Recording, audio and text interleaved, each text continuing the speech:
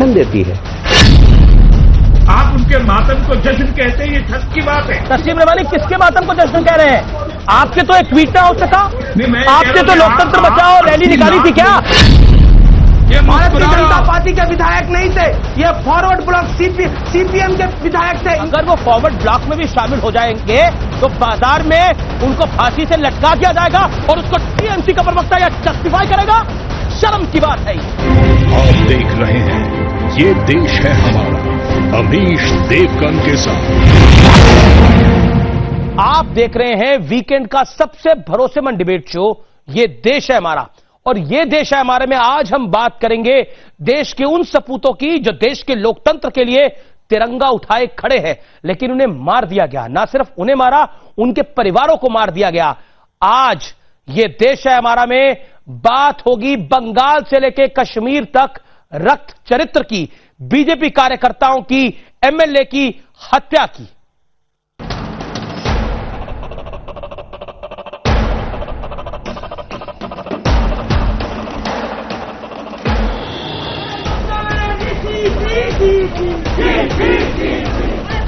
तीन तस्वीरें, क्रूरता की तीन अलग अलग कहानियां, लेकिन निशाना सिर्फ एक, भारतीय जनता पार्टी। शुरुआत आज की घटना से करते हैं। बारामूला में बीजेपी नेता मेराजुद्दीन मल्ला को अगवा कर लिया गया। मेराजुद्दीन सड़क पर पैदल जा रहे थे, तभी कुछ अज्ञात लोग कार में उन्हें ले गए। जम्मू कश्मीर की जो पॉलिटिशियंस है या जो यहाँ के कार्यकर्ता है, उन पे खुद एक रिव्यू लेके जो सिक्योरिटी उनको डिजर्व करते वो उनको मिलनी चाहिए। जो परसों वाकया हुआ, जो बहुत बड़ा इंसिडेंट हुआ, जो हमारे 3 कार्यकर्ताओं को शहीद किया गया एक ही फैमिली से, कहीं ना कहीं अब सिक्योरिटी को सीरियस होना चाहिए। इसी महीने की शुरुआत में बांदीपुरा के स्थानीय बीजेपी नेता शेख वसीम बारी को गोलियों से छलनी कर मार दिया गया। फायरिंग में शेख वसीम के पिता और भाई की भी मौत हो गई थी। सवाल है कि आखिर भारतीय जनता पार्टी ने ऐसा क्या कर दिया कि कश्मीर में बीजेपी नेताओं के प्रति इतनी नफरत दिखाई जा रही है। लेकिन मुद्दा सिर्फ कश्मीर का नहीं, बंगाल से आई ये तस्वीर भी इतनी दर्दनाक है कि हम उसे पूरी तरह दिखा भी नहीं सकते। पश्चिम बंगाल के उत्तर दिनाजपुर की रिजर्व सीट हेमताबाद से बीजेपी विधायक देवेंद्र नाथ रे का शव उनके गांव के ही एक बाजार में लटका हुआ मिला। बीजेपी आरोप लगा रही है कि यह हत्या टीएमसी ने करवाई है, लेकिन इसे आत्महत्या साबित करने की कोशिश हो रही है। बीजेपी के राष्ट्रीय महासचिव और पश्चिम बंगाल के प्रभारी कैलाश विजयवर्गीय ने केंद्रीय मंत्री बाबुल सुप्रियो के साथ इस मुद्दे पर राष्ट्रपति रामनाथ कोविंद से मुलाकात भी की। पश्चिम बंगाल एक ऐसा राजद राज्य हो गया है, उनकी सरकार को सत्ता में बने रहने का अधिकार नहीं है और इस सरकार को एक मिनट के लिए भी वहां पर बने रहने का अधिकार नहीं है। इसलिए विधानसभा भंग करना चाहिए। वहीं दूसरी तरफ राज्यसभा सांसद और तृणमूल कांग्रेस के राष्ट्रीय प्रवक्ता डेरेक ओब्रायन के साथ टीएमसी के दल ने भी राष्ट्रपति से मुलाकात की और मुख्यमंत्री ममता बनर्जी की एक चिट्ठी भी राष्ट्रपति को सौंपी। खबर है कि चिट्ठी में विधायक की मौत पर शुरुआती जांच रिपोर्ट का जिक्र किया गया है। और अब विश्लेषण, आखिरकार विश्लेषण उस बात का कि बीजेपी के खिलाफ रक्त चरित्र क्यों, 370 हत्ते से कश्मीर में बीजेपी के खिलाफ बौखलाहट। पॉइंट नंबर 2, कश्मीर में असली लोकतंत्र से बेचैन हुए हैं लगातार आतंकवादी। हिंसा के जरिए लोगों को बीजेपी से दूर रखने की कोशिश, यह कश्मीर से लेकर बंगाल तक है। मैं बढ़ता हूं आगे। बंगाल में सियासी वर्चस्व की लड़ाई में खून की होली। आप सोचिए, एक विधायक को, मौजूदा विधायक को जान से मार दिया जाए, उसकी हत्या हो जाए जैसा बीजेपी का आरोप है, और उसके शव को लटका दिया जाए बाजार के अंदर। संदेश क्या देने का प्रयास है? मैं बढ़ता हूं। ममता बनर्जी को ना कांग्रेस से खतरा है ना ही लेफ्ट से खतरा है, तो भारतीय जनता पार्टी से, जिसने 18 सीटें जीती लोकसभा में, और उसी लोकसभा चुनाव के अंदर अमित शाह के काफिले पे पत्थरबाजी और आगजनी हुई थी। कश्मीर से बंगाल तक नेताओं की हत्या कर बीजेपी से दूर रहने का ये क्या बड़ा संदेश है? इस बहस को मैं ओपन करता हूं। क्या एक मैसेज है कश्मीर से लेकर बंगाल तक कि बीजेपी में के साथ अगर जुड़ोगे तो हत्या कर दी जाएगी, मार दिया जाएगा? आज मेरे साथ बात करने के लिए कई मेहमान हैं। मेरे साथ सैयद शाहनवाज हुसैन जुड़ रहे हैं मेरे साथ। भारतीय जनता पार्टी के प्रवक्ता सैयद शाहनवाज हुसैन है, फॉर्मर कैबिनेट मिनिस्टर हैं। मेरे साथ अवनीश अवस्थी हैं, राष्ट्रीय स्वयंसेवक संघ के साथ जुड़े हुए हैं। मेरे साथ ललित अंबरदार हैं, उनका अभिनंदन है। मेरे साथ टीएमसी के वरिष्ठ नेता खालिद अब्दुल्ला साहब हैं। मेरे साथ तस्लीम रहमानी है, मेरे साथ जुड़ रहे हैं माजिद हैदरी सीधा कश्मीर से। शाहनवाज हुसैन, मैं सीधा रुख आपका करता हूं और आपसे जानना चाहता हूं, क्या संदेश बीजेपी के कार्यकर्ता से लेकर नेता तक, अध्यक्ष तक, क्या संदेश देना चाह रहा है बंगाल, क्या संदेश देना चाह रहा है कश्मीर में जो कुछ हुआ है? अमीश देवगन जी, मैं आपका बहुत आभारी हूं और पूरा देश इस बात को देख रहा है कि जिस तरह कश्मीर में और बंगाल में बीजेपी के कार्यकर्ता की हत्या हुई, कम से कम आपने इस पर चर्चा रखी। लेकिन बंगाल के अंदर भी जो लोग ये समझ रहे हैं, खासकर जो तृणमूल कांग्रेस के नेता हैं, वो तृणमूल कांग्रेस नहीं तालिबानी कांग्रेस हो गई। जिस तरह तालिबान के लोग मारकर चौराहे पर टांग देते थे, उसी तरह हमारे वर्कर की पहले भी पोल से टांग कर हत्या हुई।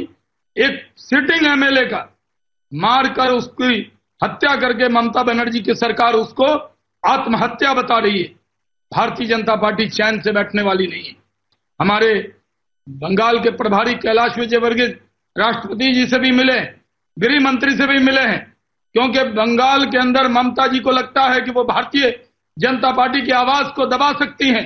लेकिन हम दबने वाले नहीं, हम झुकने वाले नहीं। हम लोग संघर्ष करके जनता के हित की आवाज को उठाते रहेंगे।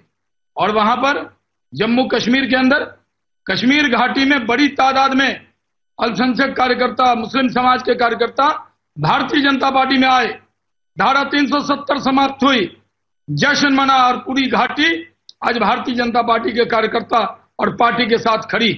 ये आतंकवादियों के आंख में चुभ रहा है, वो अब जानबूझकर भारतीय जनता पार्टी के कार्यकर्ता की हत्या कर रहे हैं। वो वसीम बारी हमारा कार्यकर्ता था, हमारा जिला अध्यक्ष था, और उसकी जिस तरह हत्या की, उसके परिवार में अब सिर्फ उनकी पत्नी और 2 बच्चे रह गए। उनके परिवार में उनके बड़े भाई, 2 भाई थे, दोनों भाई और पिता की हत्या दरवाजे पर कर दी। हमारे अभी एक वर्कर को किडनैप कर लिया। ये लोग अगर सोचते हैं, जो लोग अमीश देवगन आपका प्रोग्राम देख रहे होंगे, उनको कड़ी चेतावनी देता हूं, ऐसे आतंकियों को, तुम्हारी गिदर भपकी से हम डरने वाले नहीं है। भारतीय जनता पार्टी में भी दिल्ली पुलिस के मेरे सूत्र कहते हैं कि धमकी तो आपको भी मिल रही है लगातार। देखिए, मैं ऐसी धमकी चमकियों से डरता नहीं हूं। मुझे धमकी देने वालों की खबर जहां मुझे देनी थी वहां दे दी, और निर्भीक होकर, निडर होकर भारतीय जनता पार्टी में क्या धमकी? मैं जानना चाह रहा हूं, आपको धमकी क्या मिली है? देखिए, जो ऐसी ताकत हैं, जो ऐसे लोग हैं जो भारतीय जनता पार्टी में मुस्लिम समाज के लोग जब काम करते हैं तो उनके आंखों में जो चुभता है, ऐसे अलगाववादी, कट्टरपंथी, ऐसे अलग अलग सोच के कट्टरपंथी, उन कट्टरपंथियों को साफ संदेश देना चाहता हूं। बीजेपी में जो कार्यकर्ता आता है वो किसी की धमकी चमकी से डरने वाला नहीं है, डरने वाला नहीं हूं। कट्टरपंथियों का काम ही है धमकी करना, इसके अलावा तो कुछ नहीं कर सकते। और मैं बढ़ता हूं आगे। मेरे साथ खालिद अब्दुल्ला है। खालिद अब्दुल्ला, जब शाहनवाज हुसैन बोल रहे थे तो आपके चेहरे पे मुस्कुराहट थी, मुस्कुराहट क्यों थी? ये उन्हीं लोगों के एजेंट होंगे। ये कौन है, परिचय दिलाइए पहले, कौन है ये नया खालिद अब्दुल्ला? और कौन है? आप सवाल का जवाब दीजिएगा और लगातार मत भूलिएगा, क्योंकि शिकायत ये कि आप लगातार बोलते हैं, बाकी पैनलिस्ट को भी मौका दीजिए। खालिद अब्दुल्ला साहब, लाए हैं ये, आवाज मिल रही है ना आपको? एक सेकंड। खालिद अब्दुल्ला जी, बताइए, ये मुस्कुराहट क्यों है आपके चेहरे पे? मैं सिर्फ इतना कहना चाहूंगा कि भारतीय जनता पार्टी के प्रवक्ता को ये मालूम नहीं और सभ्यता से बाहर हटकर इस तरह की भाषा इस्तेमाल कर रहे हैं। मुझे समझ में नहीं आता है कि एक पैनलिस्ट और बैठा हुआ उसको बोले ये कौन है, कहां से आया, कैसे आया? अरे इसको अब सब पूछ के बताना होगा, इनको पूछ के मेरा परिचय दे दिया। ये कौन है? परिचय कौन है आपको? ये आतंकवादियों के हरकत पर ये मुस्कुराने वाला कौन है?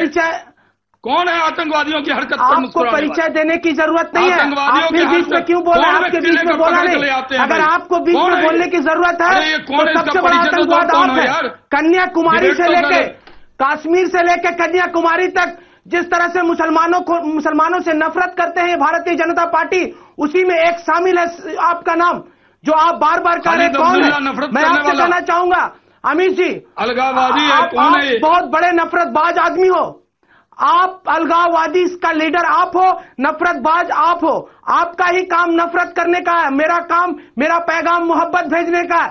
आप समझ लो, आपको पैगाम नफरत का मालूम है, मेरा पैगाम मोहब्बत का है। इसलिए मैं आप लोगों से बात नहीं लगाना चाहता हूं। नरेंद्र मोदी आपके कार्यकर्ता है।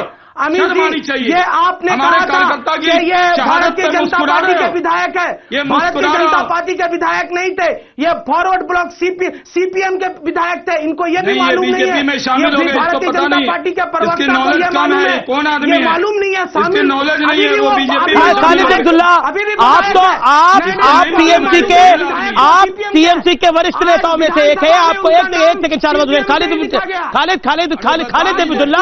खालिद अब्दुल्ला आप टीएमसी के नेताओं में से, वरिष्ठ नेताओं में से एक है। सुनिए बात, खालिद नॉन स्टॉप बोलने से कुछ नहीं होगा। आपने बोला कि आपको जानकारी नहीं है, ये विधायक 2019 में बीजेपी में शामिल हो गए थे।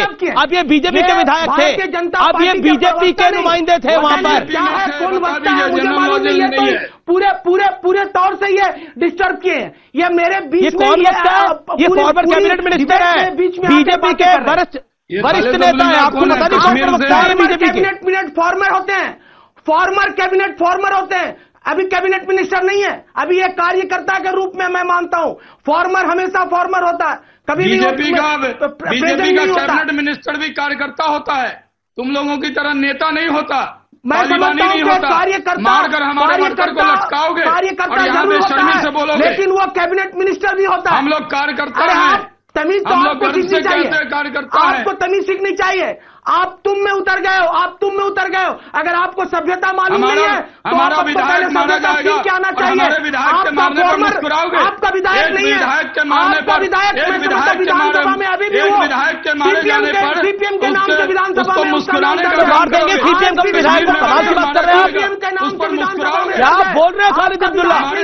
लेकिन मैं इसकी खालिद अब्दुल्ला क्या बोल रहे हैं? एक सेकंड शाहनवाज हुसैन, एक सेकंड रुकिए। शाहनवाज एक सेकंड शाहनवाज जी एक सेकंड। खालिद अब्दुल्ला, खालिद जी और ऑडियो डाउन करिए। शाहनवाज मैं आपको ऑडियो डाउन कर रहा हूं, खालिद अब्दुल्ला आपका भी ऑडियो डाउन कराओ। खालिद अब्दुल्ला आपने क्या बोला? वो आपके विधायक नहीं है, वो फॉरवर्ड ब्लॉक के विधायक है। हालांकि वो 2019 में बीजेपी में शामिल हो गए थे। आपकी जानकारी में दुरुस्त कर देता हूं। पॉइंट नंबर 2, शामिल हो गए, फॉरवर्ड ब्लॉक के भी विधायक है। सुनिए बात सुनिए, बीच में मत बोलिए। खालिद भाई मेरा निवेदन स्वीकार करिए, आप बीच में मत बोलिए। अगर वो फॉरवर्ड ब्लॉक में भी शामिल हो जाएंगे तो बाजार में उनको फांसी से लटका दिया जाएगा और उसको टीएमसी का प्रवक्ता या जस्टिफाई करेगा। शर्म की बात है, ये शर्म की बात है। और शर्म की बात उन लोगों के लिए भी है जो चुप है इसके ऊपर, जो चुप है इस पूरी बात। आप क्या अगर वो फॉरवर्ड ब्लॉक का भी विधायक है तो उसको गले से पकड़ के लटका देंगे आप लोग और उस बात को जस्टिफाई करेंगे।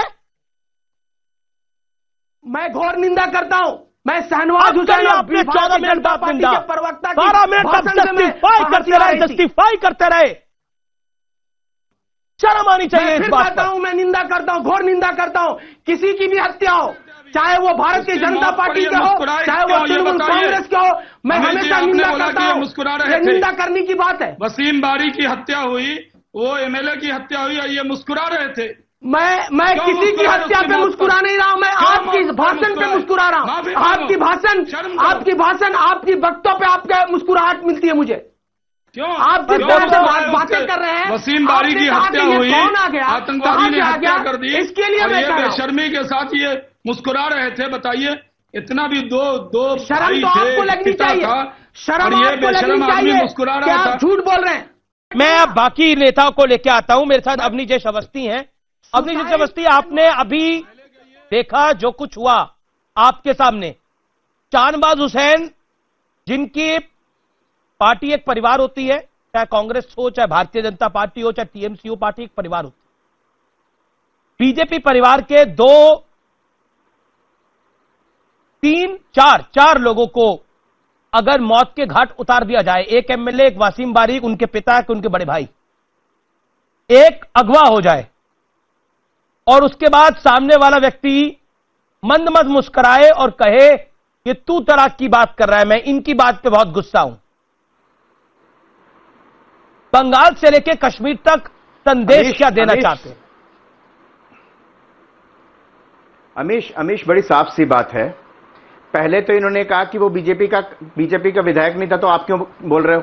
ये तो इनकी समझ है भारतीय राजनीति की और संविधान की। दूसरा, इन्होंने कहा कि मुसलमानों के खिलाफ है जी। अरे भैया, वसीम बारी मुसलमान ही थे, कश्मीरी थे। आज जिसका एब्डक्शन हुआ है वो भी मुसलमान है। मालूम नहीं है, हिंदू मुसलमान कहते हो, मीडिया करता, सबसे पहले तुमने आके किया यहां पे कि हिंदू है या मुसलमान है। ये किसके दिमाग में भर दिया तुमने? अवस्थी जी, आप कहाँ इनके ट्रैप में फंस जाते हो? मीडिया, और अरे मीडिया के चक्कर में ये दिन रात खुद ही हिंदू मुसलमान सब लोग कर दिया। मैं अमीश देवगन, मुझे हैरत तो हो रही है, वो जो मंडी हाउस पे रोज संविधान बचाओ मोमबत्ती गैंग 5-7 लोग इकट्ठे होकर के मोमबत्ती जलाने पहुंच जाते थे, में घुस गया है। जिसके अगुआ ये कभी रहमानी साहब होते थे, कभी कोई और होते थे। इनको इन हत्याओं पर कहीं कोई लोकतंत्र पर आंच नजर नहीं आती। Can you imagine? भारतीय लोकतंत्र में ये अपने आप में अजूबी घटना है कि कोई अगर लोकतंत्र में इलेक्शन लड़ना चाहे तो वो नॉमिनेशन करने नहीं जा सकता। High court, Calcutta high court कहती है ऑनलाइन नॉमिनेशन कर दो। ये हालत बंगाल की है इस समय। त्रिपुरा में बताइए, बंगाल की हालत ये है। 66% और हैरत होती है कि कोई सरे बाजार आत्महत्या करता है? कोई सरे बाजार आत्महत्या करता है क्या? की सरकार क्या क्यों करेगा कोई विधायक आत्महत्या? खालिद अब्दुल्ला को विधायक आत्महत्या क्यों करेगा? कौन बोल रहा है ये बीच में भाई? आपके बीच में बोला था क्या मैं? और मैं आप बोल रहा हूं और पता नहीं और कोई आप कहो तो मैं माननीय, आदरणीय, सम्माननीय क्या शब्द लगाऊं आपके लिए? आप सम्माननीय हैं तो कम से कम दूसरों के बीच में ना बोलने की समझ तो रख लो, इतनी समझ तो रख लो, इतनी तमीज रख लो कि दूसरों के बीच में एक एक करके बोलने, दूसरों के बीच में नहीं बोला जाता, दूसरों के बीच में नहीं बोला जाता। आपका नाम मत बोलिए खालिद अब्दुल्ला, आप अपनी तमीज अपने पास रखो। आप कम से कम उनकी उम्र का लिहाज कर लीजिए। प्रोफेसर अब्रिजेश अवस्थी की उनके सफेद बालों का लिहाज कर लीजिए। आप करें अपनी तमीज अपने पास रखो। डिबेट करने के लिए या उम्र के लिहाज? मुझे कोई लिहाज नहीं चाहिए, लेकिन हैरत की बात है कि पश्चिम बंगाल हो, कश्मीर हो और केरल हो, यहाँ पर राजनीतिक हत्याओं का विरोध, राजनीतिक हत्याएं चूंकि बीजेपी और राष्ट्रीय स्वयंसेवक संघ के स्वयंसेवकों की होती है, इसलिए वहां संविधान खतरे में नहीं है। ये ऐसा अजीब है जहां का पुलिस कमिश्नर के ठीक है, आपने एक ब्रॉडर सवाल रखा, आपने सवाल रखा, महत्वपूर्ण सवाल रखा। अब मुझे खालिद जी के पास जाना चाहिए। रहमानी साहब से भी आपने कुछ पूछा, मैं रहमानी साहब के पास जाऊंगा। खालिद, मेरा निवेदन है कि आप अपनी टर्न पे बोलें, सबके बीच में ना बोलें। खालिद, एक बात बताइए, क्या लोकतंत्र बंगाल में खतरे में नहीं है? आप कह रहे हैं कि आत्महत्या हो गई, आपने एकदम फैसला ऑन द स्पॉट कर दिया ये आत्महत्या है। एक विधायक आत्महत्या क्यों करेगा, सुसाइड क्यों करेगा? फैसला नहीं है। और सरे बाजार करेगा सुसाइड? ये मेरा फैसला नहीं है, ये मेरा फैसला नहीं है। पोस्टमार्टम होने के बाद ये शुरुआती जो आया है रिपोर्ट, उसका मैं बता रहा हूं। और फिर मैं कह रहा हूं कि किसी भी हत्या और आत्महत्या की मैं निंदा करता हूं। मैं कोई भी पार्टी का हो, चाहे किसी भी पार्टी का कार्यकर्ता हो, नेता हो, मैं उस पर घोर निंदा करता हूं। निंदा आप तो मुस्कुरा रहे थे, निंदा क्या करेंगे? भारतीय जनता पार्टी, मैं मुस्कुराऊं नहीं तो मैं बैठ के रोऊं?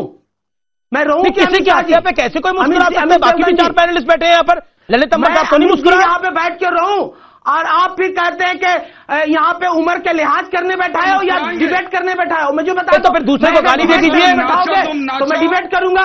आपने बोला ये, आपने तू तलाक बोला ब्रिजेश अवस्थी थे, तब मैंने बोला कम से कम उनके सफेद बालों को तो लिहाज कर लीजिए। मैं कभी नहीं कहा अमीश देवगन जी, मैं कभी तू तलाक नहीं कहा। पहले भारतीय जनता पार्टी के ये प्रवक्ता बोले तब मैं उस पर आया हूं, और ये आपके उसके दूसरे प्रवक्ता जब शुरू किए तब मैं उनसे कहा कि तू प्रवक्ता मुझे क्यों कर रहे हो आप?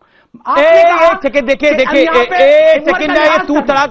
देखिए, जिसके परिवार के 4 सदस्य चले गए हो, आप वो जो व्यथा बता रहे होंगे, अगर आप किसी के घर पे अफसोस करने जाते हैं, किसी के घर अफसोस करके करने गए होंगे, आपकी उम्र काफी है, गए होंगे, तो वहां मुस्कुरा के बैठा तो नहीं जाता।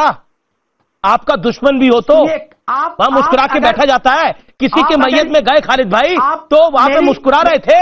ऐसा कब हुआ? किसी की मैयत में कोई मुस्कुराता है क्या? चेहरे से आप अगर समझ में आता है, मेरी चेहरे अभी भी आप मुस्कुरा रहे हैं, देखिए लगता है कि मैं मुस्कुरा रहा हूं, तो मैं हमेशा मेरा चेहरा मुस्कुराता हुआ होता है। मेरे किसी की मौत पे नहीं मुस्कुरा सकता ना, रोया हुआ चेहरा तारीफ कर रहा है, मनुष्यत नहीं, किसी की मौत पे नहीं मुस्कुरा सकता ना ये चेहरा। टीएमसी अगर बीजेपी का एमएलए वहां मारा जाएगा, उससे मुस्कुराएगी तो जनता को क्या संदेश जाएगा? बंगाल क्या समझेगा? देश क्या समझेगा? जरा जवाब देने दीजिए। आप समझेंगे कि मैं मुस्कुरा रहा हूं? पब्लिक आपकी फोटो खींच के ट्वीट कर रही है। इस तरह का मुस्कुराहट है मेरे चेहरे पे। मौतों पे मुस्कुराया नहीं जाता। मैं खुद कहता हूं कि ये घोर निंदा है। मैं खुद कहता हूं कि आत्महत्या हो या हत्या हो, मैं किसी को इस पे नहीं कहूंगा कि बहुत अच्छा जवाब देने दीजिए। कोई भी शाहनवाज जी एक सेकंड। कैलाश विजयवर्गीय मेरे साथ जुड़ रहे हैं, बीजेपी के राष्ट्रीय महासचिव कैलाश विजयवर्गीय ऑनलाइन। कैलाश विजयवर्गीय जी, मेरा बहुत सीधा सवाल है। अभी मेरे साथ टीएमसी के एक वरिष्ठ नेता है शाहनवाज हुसैन, जब बहुत व्यथित थे, दुखी थे, वो कह रहे थे हमारे परिवार के 4 सदस्यों को मार दिया, कश्मीर से लेकर बंगाल तक, तब वो मुस्कुरा रहे थे। और जब मैंने उनसे पूछा कि आपको मुस्कुराने, टीएमसी के नेता से, कि आपको मुस्कुराने की क्या वजह है, उन्होंने बोला मैं रोऊं क्या, मैं तो हमेशा मुस्कुराता हूं। किसी की मैयत में कोई अगर गुजर जाता है तो वहां जाके मुस्कुराया नहीं जाता।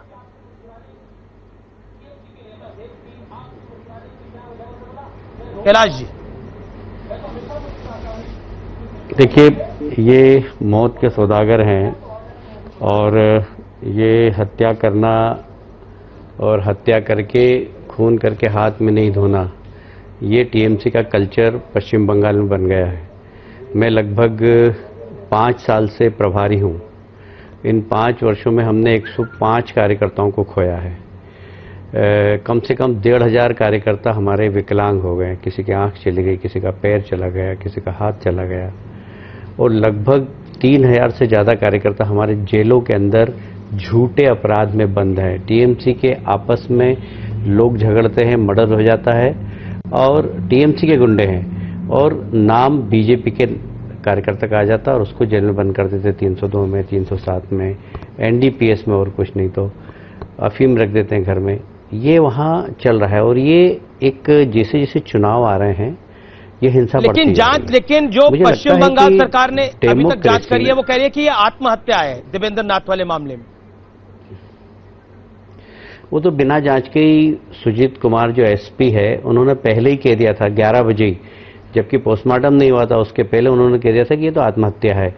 मैं तो सीधा आरोप लगा रहा हूं कि किसी प्रदेश की नौकरशाही का राजनीतिकरण होता है, वो तो समझ में आता है, पर अपराधीकरण हो जाए और अपराधियों के साथ हत्या करके फिर उनको बचाने के लिए पुलिस लग जाए और ऊपर से सरकार उसको मदद करें, ये बंगाल में हो रहा है। और इसीलिए अब हमने पहली बार कहा है कि वहां धारा 356 लगना चाहिए, ये सरकार भंग होना चाहिए, वहां राष्ट्रपति शासन लगना चाहिए। राष्ट्रपति शासन लगेगा तो ही वहां पर निष्पक्ष चुनाव हो पाएंगे, नहीं तो वहां डेमोक्रेसी की रोज हत्या हो रही है।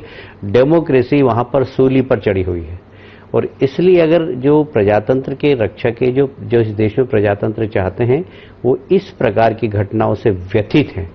और मैं समझता हूं कि ये आतंक की राजनीति, ये भय के आतंक की राजनीति जिस प्रकार ममता जी कर रही है, यह प्रदेश की जनता भी समझ रही है और हमारे कार्यकर्ता बहादुरी के साथ वहां पर खड़े हुए हैं, क्योंकि वो ऐसा मान के चलते हैं कि बंगाल को बचाना मतलब देश को बचाना, क्योंकि सीमावर्ती प्रदेश है। मेरा एक इंपॉर्टेंट सवाल, बंगाल से लेकर कश्मीर तक बीजेपी के कार्यकर्ता निशाने पर हैं। अभी हमने कश्मीर में देखा वासिम बारी और उनके परिवार को मिटा दिया गया, उनके भाई को, उनके पिता को, दोनों को रौंद दिया गया, उनकी हत्या हो गई, उनका मर्डर हो गया, आतंकवादियों ने करा। आप बंगाल में और कश्मीर में सिमिलैरिटी देखते हैं? कुछ सिमिलरिटी है। मैं इस बात को, बंगाल में जो हत्याएं हो रही है, त्रिपुरा में जो हत्याएं हो रही है और केरल में जो हत्याएं हुई, उसमें काफी सिमिलरिटी है। उसका कारण मैं बताऊं आपको कि यहां पर सीपीएम, जहां पर सीपीएम का राज रहा है, वहां हिंसा का तरीका यही होता है। त्रिपुरा में भी हम देखते थे कि हमारे कार्यकर्ताओं को लटका देते थे जिस समय वहां पर सीपीएम की सरकार थी। केरल में बिल्कुल यही होता था और बंगाल में भी सीपीएम के होने के कारण यहाँ पर सीपीएम ने लगातार राज किया, वही परंपरा ममता जी ने भी प्रारंभ कर दी है। तो ये जो माओवादी हिंसा और डेमोक्रेसी पे विश्वास नहीं और इस प्रकार का जो कल्चर है, ये मैंने 3 राज्यों में देखा है। जम्मू कश्मीर में एक अलग प्रकार का आतंकवाद है, वहां पर पाकिस्तान लेकिन निशाने पर बीजेपी है, वहां पर भी बीजेपी के कार्यकर्ताओं को अगवा किया जा रहा है। जो तिरंगा उठाते हैं, जो बीजेपी के कार्यकर्ता है, वासिम बारी जैसे लोग, उनको मार दिया जाता है।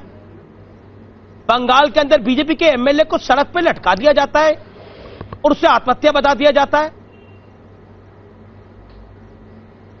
दुख की बात यह है कि जिसकी हत्या हुई है, आप यदि वहां के अभी मैंने ट्वीट किया है, पूरे डॉक्यूमेंट मंगाए मैंने। पुलिस ने उसमें 302 का मुकदमा कायम किया है। कल होम सेक्रेटरी ने प्रेस कॉन्फ्रेंस लेके बोला कि ये आत्महत्या है।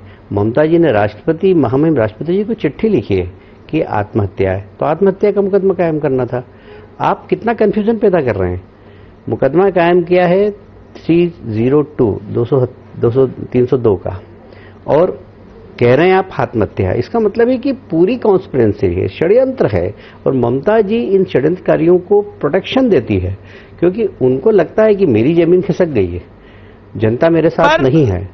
तो जनता नहीं होने के कारण वो डर, भय और आतंक कैलाश जी बिल्कुल संक्षेप में, समय में खत्म हो रहा है मेरा, कि हिंसा आप लोग भी करते हैं, बीजेपी भी हिंसा करती है। देखिए, बीजेपी का कहीं चरित्र नहीं रहा हिंसा का। हम आज देश के अंदर हैं, हम अनेक राज्यों के अंदर हैं, कहीं पर आपको हिंसा दिखाई देती है। बीजेपी का कभी हिंसा पे विश्वास ही नहीं रहा। हम डेमोक्रेसी पे विश्वास करते हैं और हमने प्रजातांत्रिक तरीके से ही वहां पर आंदोलन किया है। हमारा प्रजातंत्र पे इस विश्वास है और इसलिए ये आरोप बिल्कुल बेबुनियाद है और सब जानते हैं बीजेपी को इन लोगों के प्रमाण पत्र की, टीएमसी के लोगों के प्रमाण पत्र की कोई आवश्यकता नहीं है। क्योंकि हमने अटल जी, अडवाणी जी और अमित शाह जी और मोदी जी के नेतृत्व में हम लोग काम कर रहे हैं और इसलिए हमें इनके प्रमाण पत्र की आवश्यकता नहीं। बहुत बहुत शुक्रिया कैलाश विजयवर्गीय, खासतौर पर आज जुड़ने के लिए, अपनी बात को रखने के लिए। ये देश है हमारा में वक्त है एक अंतराल का, ब्रेक के बाद तुरंत हाजिर होते हैं। आप देखते रहिए ये देश है हमारा का ये जोरदार एडिशन। बंगाल में सरकार आपकी है, जिम्मेदारी आपकी है। बंगाल में सरकार पूरी तरह से आतंक फैलाए हुए है। खालिद अब्दुल्ला, आतंक किसने फैलाया बंगाल के अंदर? सरकार किसकी है? मैं दोबारा पूछ रहा हूं आपसे, बंगाल में सरकार किसकी है? बंगाल में सरकार टीएमसी की है और टीएमसी के राज में एक विधायक को गले से लटका दिया जाता है। टीएमसी का सीनियर नेता आके कहता है तो क्या हो गया फिर इसके अंदर?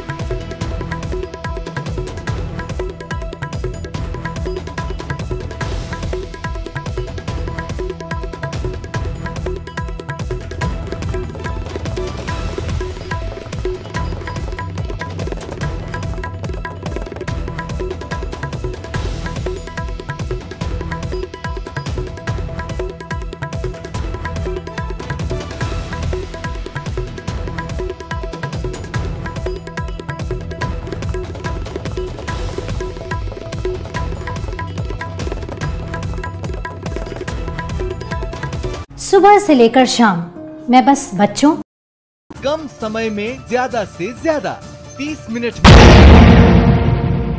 मैं आपके पास आता हूं तस्लीम रहमानी और आपसे जानना चाहता हूं, और माजिद हैदरी मैं आपके पास आऊंगा। तस्लीम रहमानी, आपने सुना रक्त चरित्र बीजेपी का तो नहीं रहा, पूरे देश में बीजेपी है, लेकिन बंगाल में हमें रक्त चरित्र देखने को मिलता है। वासिम बारी के परिवार को मार दिया जाता है तब रक्त चरित्र देखने को मिलता है। क्या जस्टिफाई किया जा सकता है? देखिए, किसी भी किस्म की हिंसा को और खुसूसन कत्ल को कोई जस्टिफिकेशन किसी भी किस्म का, किसी नौइयत का भी हो ही नहीं सकता, नंबर 1। नंबर 2, ये जो आप पूरा जिक्र कर रहे हैं आज, खास तौर पर आज की बात कर रहा हूं मैं, आप पॉलिटिकल क्लिंग्स की बात कर रहे हैं। पॉलिटिकल क्लिंग का इतिहास है पूरा का पूरा इस मुल्क में आधी सदी का। आज 50 साल हो गए। बिहार में ललित नारायण मिश्रा से लेके केरल तक और आज वसीम बारी तक पूरा 50 साल का हजारों पॉलिटिकल वर्कर्स हैं जो कत्ल हुए हैं एक दूसरे की पार्टियों के हाथों। और तो आपने वासिम बारी की हत्या हुई, आपने ट्वीट किया था तस्लीम रेमानी, वासिम बारी की हत्या हुई, आपने ट्वीट किया था। बंगाल के अंदर बीजेपी के एमएलए को सड़क पे लटका दिया गया, आपने ट्वीट किया था। लोकतंत्र खतरे में आया बंगाल में? जानना चाहता हूं मैं आप सिर्फ बीजेपी को क्यों ले रहे हैं? आप बताइए। तो बीजेपी के लोगों की हत्या हुई है ना, कांग्रेस के, खुद हमारी पार्टी के ना वासिम बारी किसका था? 60 से ज्यादा लोग आरएसएस के लोगों ने कत्ल किए। आपने कोई प्रोग्राम किया था क्या? आपने किया कोई प्रोग्राम? अभी 40,000 से ज्यादा लोग वहां मारे जा चुके हैं कश्मीर में, और क्या बंगाल में? नहीं, मैं जानना चाह रहा हूं आपके लिए कोई गुंडा मवाली अगर पकड़ा जाए, अगर सीए के खिलाफ जो विदेशों से पैसे लेके काम कर रहे थे वो लोग अगर पकड़े जाए, जेल में बंद हो, उनके लिए तो आप ट्वीट कर सकते हैं, लेकिन वासिम बारी के लिए एक ट्वीट नहीं, बंगाल के लिए एक ट्वीट नहीं। पूरा इतिहास है, पूरी तारीख है। आज 95 साल की तारीख है बीजेपी की, और बल्कि आरएसएस की जो उनकी मेंटर है कि जो कत्ल में यकीन रखती है। अब नीचे समझती आरएसएस कत्ल में यकीन रखती है। अब नीचे समझते रिस्पॉन्ड। मैं बीच में बोलना नहीं चाहता। आप ये पीएफआई क्या चीज है? मुझे याद है ये पीएफआई क्या है? जिसके आप प्रतिनिधि एसडीपीआई के, वो पीएफआई क्या है? जानते क्या है? मैं न्यूज 18 के दर्शकों को बताता हूं। एक जोसेफ नाम के व्यक्ति ने एक क्वेश्चन पेपर बनाया अपने कॉलेज में, उसमें उसने काल्पनिक प्रश्न रखा मोहम्मद। तस्लीम रहमानी उसके हाथ काट दिए सरेआम उसकी पत्नी और उसकी मां के सामने। यह है आपकी काटने की बात को, और उसको आप बचाते रहे, एचएमवी के उसको आप बचाते रहे, बजाते रहते हैं। नाम बताऊं आपको मैं? आपको एक सेकंड रुकिए, आप नीचे समझती रहमानी साहब क्या बोला आपने? केरल में त्रिशूल लेके दुकानों में हमला करके कत्ल किया। आपके लोगों ने गणना नहीं की जा सकती। आप बच नहीं सकते। रहमानी साहब आपने क्या बोला? एचएमवी के रिकॉर्ड की तरह बचाते रहते हैं। कत्ल हुआ हो या बंगाल में कत्ल हुए हो, वो सारे सब निंदनीय है। हम तो आरएसएस के लोगों के कत्ल की भी निंदा करते, लेकिन इस मुल्क में जो आप पॉलिटिकल क्लिक का शिकार हुए। माजिद हैदरी को लेकर आता हूं, ललित अंबरदार को लेकर आता हूं मैं। माजिद हैदरी, रहमानी साहब आपने एक वर्ड का इस्तेमाल करा, एचएमवी के रिकॉर्ड की तरह बजाते रहते हैं।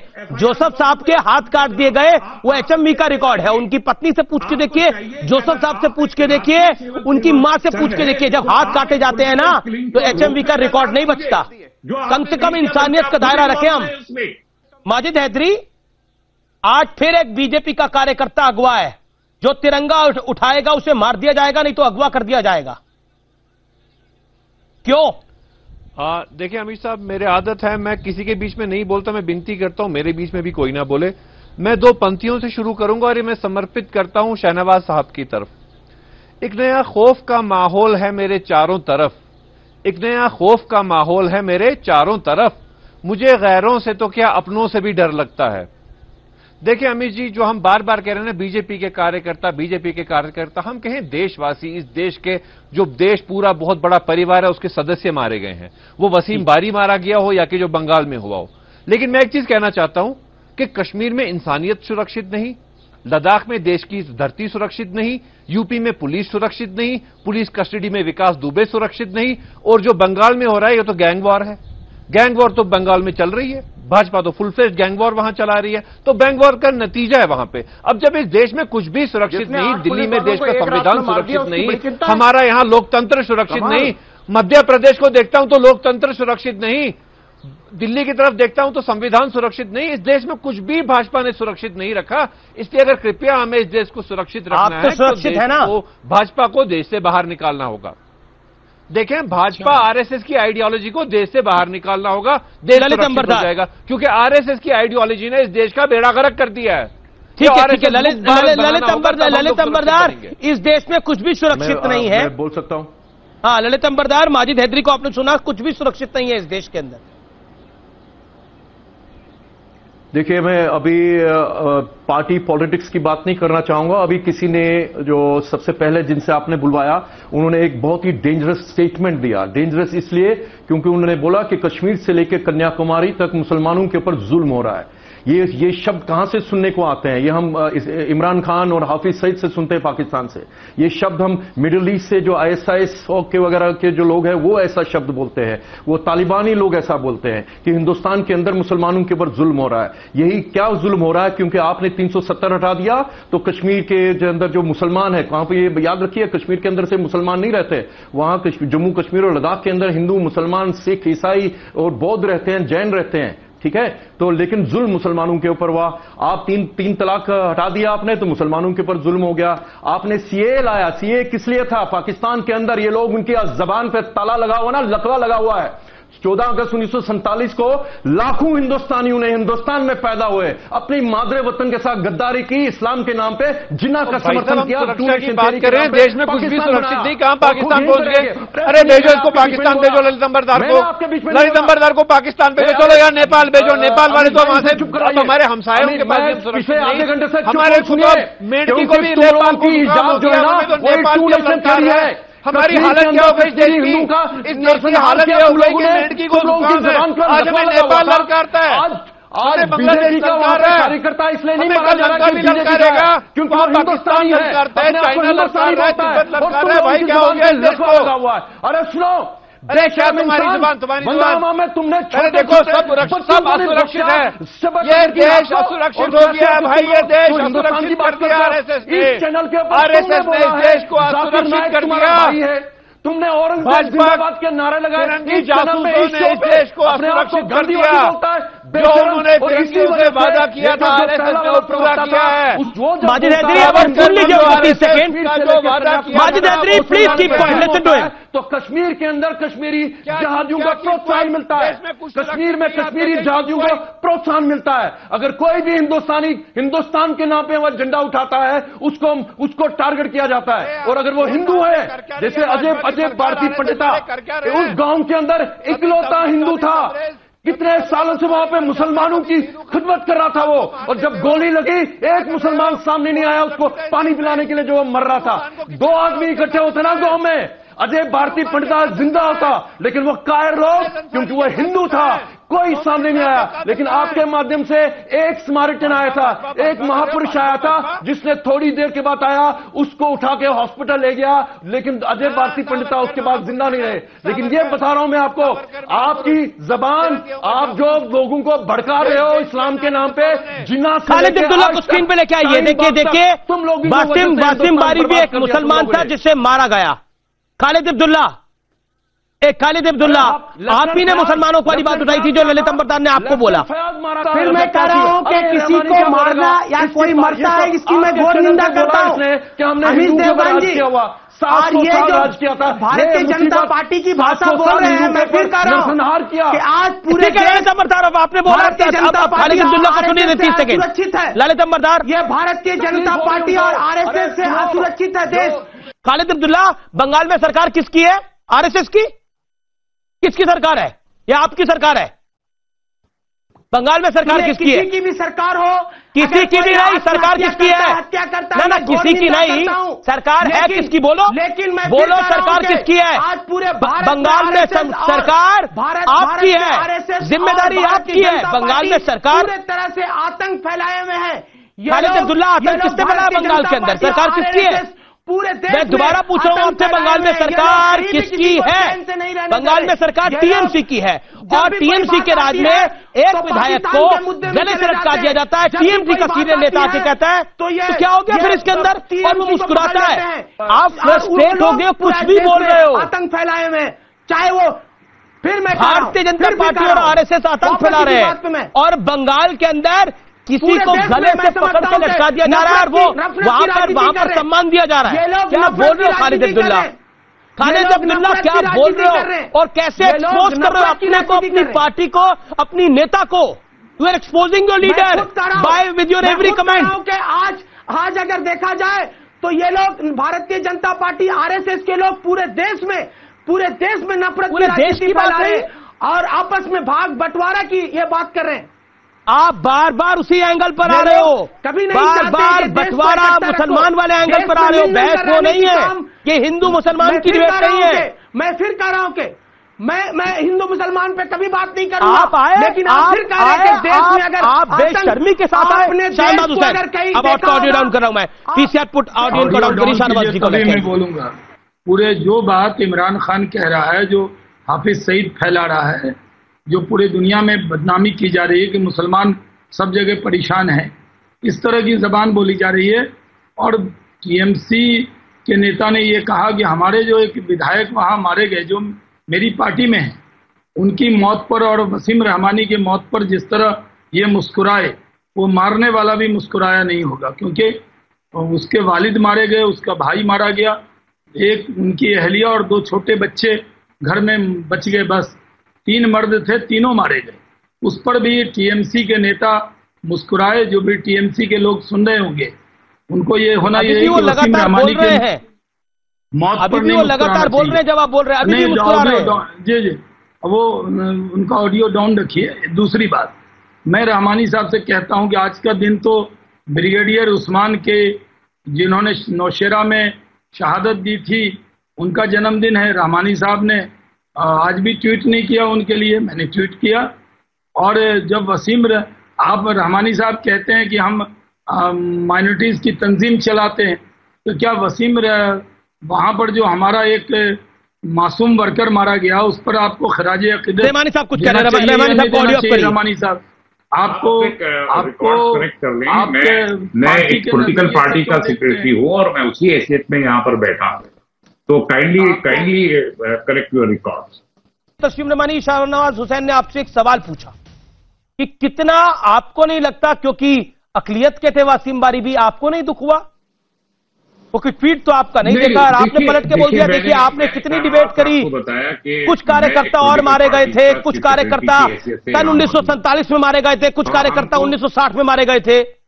आपने उनकी बात करी, मैं तो 2020 की बात कर रहा हूं, आज की तारीख की बात कर रहा हूं। इंसान होता है वो जो भी बताए, वो ना हिंदू ना मुसलमान, कुछ नहीं, वो इंसान होता है। ट्वीट करा था आपने, उस्मान की बात कर रहमानी साहब ट्वीट करा था आपने, मैं जानना चाह रहा हूं आपसे, आपने ट्वीट करा था। ले लेते हैं बहुत आसानी से, बड़ी अच्छी बात एक मैसेज देते हैं, लेकिन उनकी फैमिली आजमगढ़ में किस हाल में, क्या आपको मालूम है?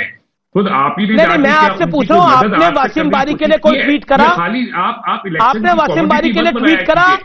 आपने लोकतंत्र बचाओ का नारा लगाया बंगाल में जो एमएलए की हत्या हो गई? आपने कहा कि पाकिस्तान इसमें कश्मीर में जश्न मनाया गया 370 के खत्म करने के बाद। आप 5 महीने को लॉकडाउन को आप जश्न मनाना कहते हैं, जहां लोगों ने एहतजाजन अपने घर से जो बाहर कश्मीर में आप जश्न मनाना कहते हैं। आप क्या कह रहे हैं कि 370 की वजह से वासिम बारी को मारा गया?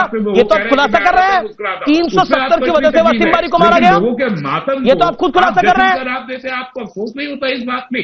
नहीं, आप मुझे बताइए ना, आपने लोकतंत्र बचाने के नाम पे कोई मोर्चा खोला? अभी कहाँ जाके खड़ी हुई है आपको मालूम है? अरे कश्मीर की वो लॉबी जो अमन की आशा की दुकान चलाती थी, उनकी दुकान बंद हो गई है। आप अडॉप्ट कर रहे हैं, उनकी दुकान बंद है। पॉलिसी है वो आपकी पार्टी अडॉप्ट कर रही है सरकार में, और आपको एक सेकंड और आप पॉलिटिकल तस्लीम रहमानी मेरे सवाल का जवाब दीजिए, मेरे सवाल का जवाब दे, या आप नहीं दे पा रहे तो बोले मेरे पास नहीं है जवाब मेरा। आप उसको पेंडेंट देखिए, ऑडियो भी आपका ऑफ हो गया। एक सेकेंड शाहनवाज जी। जब तस्लीम रहमानी साहब जब भी डिबेट में आते हैं तो ये कहते हैं यहाँ लिंचिंग हो गई, यहाँ ये हो गया, और एक परिवार के 3 लोगों की हत्या हो गई हिंदुस्तानी होने के नाते। आप मुसलमान हिंदू में मत जाइए। वो बीजेपी के माइनॉरिटी मोर्चा में काम कर रहे थे, वो एक हिंदुस्तानी थे, भारत का झंडा जिसने उठाया उसकी हत्या हो गई, और आपने एक ट्वीट नहीं किया। अभी आप कह रहे हैं कि नहीं, बहुत कड़ी निंदा कर रहे हैं। दूसरी बात यह है कि पहली बार मैंने देखा आतंकवादी तो मुस्कुराया होगा वसीम बारी की हत्या पर, लेकिन पूरा देश रोया था। आज टीएमसी का नेता भी यहां वसीम बारी की शहादत पर मुस्कुराया। देश ममता बनर्जी को माफ नहीं करेगा। किस तरह के लोगों को रखकर इस तरह से हम पर मुस्कुराओ, हमें गाली दो, चलेगा। ममता जी हमारे साथ हैं, जब मंत्री रही है मैं बहुत इज्जत करता हूं, मैं मर्यादा नहीं तोड़ता हूं, लेकिन इसकी इजाजत मैं नहीं दे सकता कि हमारे परिवार का एक सदस्य, भारत माता का एक सपूत वसीम बारी, उसके पूरा परिवार के लोगों को आतंकवादी। एक सेकंड रहमानी साहब कुछ कह रहे हैं, एक सेकंड शाहनवाज, तस्लीम रहमानी आपको ऑडियो ऑफ कर रहा हूं मैं, बोलिए 10 सेकंड के लिए। आप कोई अंदाजा नहीं है, आप उनके मातम को जश्न कहते हैं, ये छद की बात है। किनके मातम को जश्न कह रहे हैं? तस्लीम रहमानी किसके मातम को जश्न कह रहे हैं? आपके तो एक ट्वीट ना हो सका, आपके तो लोकतंत्र बचाओ रैली निकाली थी क्या? मातम को मैंने देखी नहीं। लोग वो जो मोमबत्ती लेकर घूमते हैं वो घूमे थे क्या? आप दिखाइए तस्लीम रहमानी को स्क्रीन पे जरा 5 सेकंड के लिए। मोमबत्ती लेके घूमे थे आप? खत्म करने के बाद 370 का रोना बंद करिए। 370 हट रहा था, हट गया। 370 का रोना बंद करिए। तेरा 370 का 370 की भर्ती होने वाली है अगस्त में, 370 की भर्ती होने वाली है। ये देश है हमारा। में फिलहाल इतना ही, लेकिन लुटियन गैंग बहुत ज्यादा शोर मचाता है लोकतंत्र को लेकर, लेकिन बंगाल में जब एमएलए की हत्या होती है तो डब्बा गुल हो जाता है।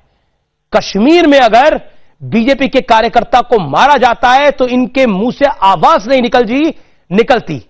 सोचिए ये कैसा दोहरे मापदंड है।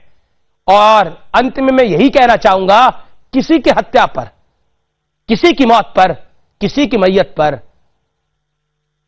हंसना नहीं चाहिए, मुस्कुराना नहीं चाहिए, क्योंकि ये इंसानियत के दायरे में भी नहीं आता। जय हिंद, नमस्कार।